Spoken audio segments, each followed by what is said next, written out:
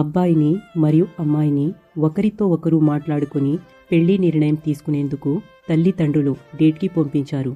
ఇద్దరూ రెస్టారెంట్కెళ్ళి coffee order ఇచ్చారు. అనిత చెప్పింది, చూడు, నీ గురించి నాకు చాలా బాగా తెలుసు. ఒకే కాలేజ్లో కలిసి చదువుకున్నాం. ఫ్రాంక్గా చెప్తున్నా, నువ్వు నాకు ఏమాత్రం నచ్చలేదు. నేనైతే కేవలం మమ్మీ డాడీ చెప్పారు కాబట్టి నీతో ఇలా డేట్కు వచ్చా. మహేష్ అడిగాడు, నాకు ఏం తక్కువ, ఫస్ట్ అది చెప్పు.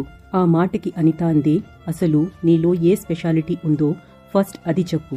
మహేష్ అన్నాడు, నేను నిన్ను ప్రేమిస్తున్నాను, అదే నా స్పెషాలిటీ. కాలేజ్ టైంలో నుంచి నిన్ను ఇష్టపడుతున్నాను.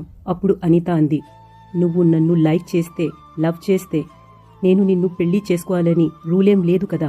మహేష్ అడిగాడు, నువ్వు వేరే ఎవరినైనా లవ్ చేస్తున్నావా? అనిత అంది, నో, ఎవరిని ప్రేమించడం లేదు, కానీ పెళ్లి మాత్రం నాకు నచ్చిన ఓణ్ణే చేసుకుంటా. మహేష్ బరువైన మనసుతో మళ్ళీ అడిగాడు, మరి నేనెందుకు నచ్చడం లేదు? ఎత్తుగున్నా, తెల్లగున్నా, చూడ్డానికి బాగానే ఉన్నాను కదా. రీసెంట్గా ఎస్ఎస్సి సిజిఎల్ పరీక్ష రాసినాను. రిజల్ట్స్ కూడా రానున్నాయి. నాకు 90% నమ్మకం ఉంది దీంట్లో సెలెక్ట్ అవుతానని. అందుకే అమ్మా నాన్నలతో చెప్పి నీతో నా పెళ్లి గురించి మాట్లాడమని మీ ఇంటికి కూడా పంపించాను. మహేష్ మాటలకు కాసేపు ఆలోచించి అనిత చెప్పింది, నాకు 6 ప్యాక్స్ ఉన్న జిమ్ బాడీ ఉన్న అబ్బాయి ఇష్టం. నీలా సింపుల్ బాడీ గలవాడు కాదు. సరిగ్గా చూస్తే నీ ఫేస్ కూడా అంత అట్రాక్టివ్ ఏం కాదు. పెళ్లి చూపు పేరుతో వచ్చిన మీ అమ్మ కనురెప్పలు ఆర్పకుండా, మేనర్స్ లేకుండా అదే పనిగా చూడటం నాకు అస్సలు నచ్చలేదు.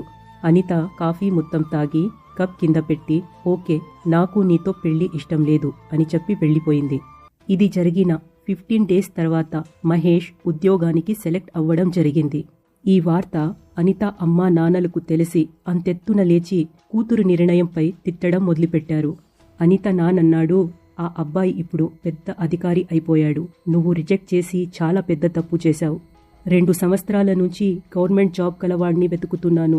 అందులో నువ్వు నచ్చిన తర్వాత నా తాహతుకు మించి కట్నం అడిగిన వాళ్లే ఉన్నారు.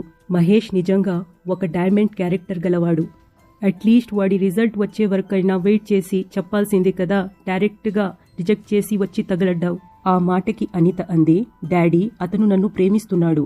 మీరు అతనితో ఇంకోసారి డేట్కి అరేంజ్ చేయించండి. నేను ఓకే చెప్తే చాలు, హ్యాపీగా పెళ్లికి ఒప్పుకుంటాడు.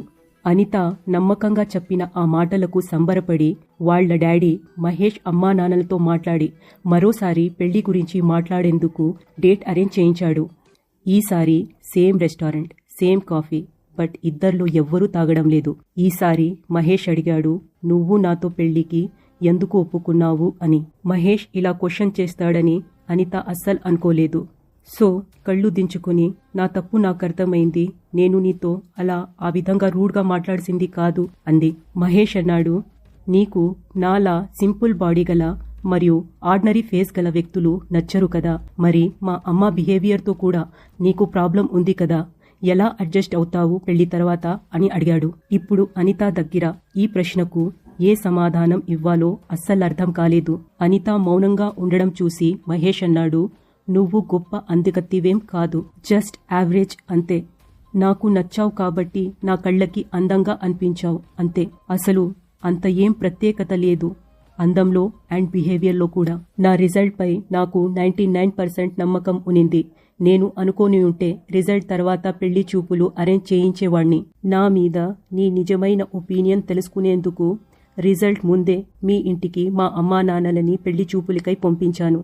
ఇప్పుడు నాకు గవర్నమెంట్ జాబ్ ఉంది అని తెలిసిన తర్వాత నీకు ఇంతకు ముందు కనిపించిన లోపాలతో ఇప్పుడు ఏ అభ్యంతరం లేకపోయింది. ఒకవేళ నేను నిన్ను పెళ్లి చేసుకున్నా, నీ పెళ్లి కేవలం నా గవర్నమెంట్ జాబ్తోనే అవుతుంది, నాతో కాదు. జాబ్ అండ్ మనీ తప్ప లవ్ అండ్ రెస్పాన్సిబిలిటీకి ఏ మాత్రం విలువ తెలియని నీతో నాకు పెళ్లి అవసరం లేదు. ఈసారి ఫస్ట్ మహేష్ చైర్ నుంచి లేచి తిరిగి కూడా చూడకుండా వెళ్లిపోయాడు. తర్వాత మహేష్ అతని అమ్మా నాన్నలు సెలెక్ట్ చేసిన అమ్మాయిని పెళ్లి చేసుకున్నాడు అండ్ సెటిల్ అయ్యాడు. ఈ స్టోరీ యొక్క మారల్ ఏంటంటే, లైఫ్ పార్ట్నర్ చూస్ చేసుకునేందుకు డబ్బు మాత్రమే అర్హత కాదు. దానికంటే first responsible character, love, emotions కి ఫస్ట్ ప్రయారిటీ ఇవ్వాలి. ఓకే లిజనర్స్, మీ వాల్యుబుల్ టైం ఈ వీడియోకై కేటాయించినందుకు ధన్యవాదాలు. Have a nice day and bye.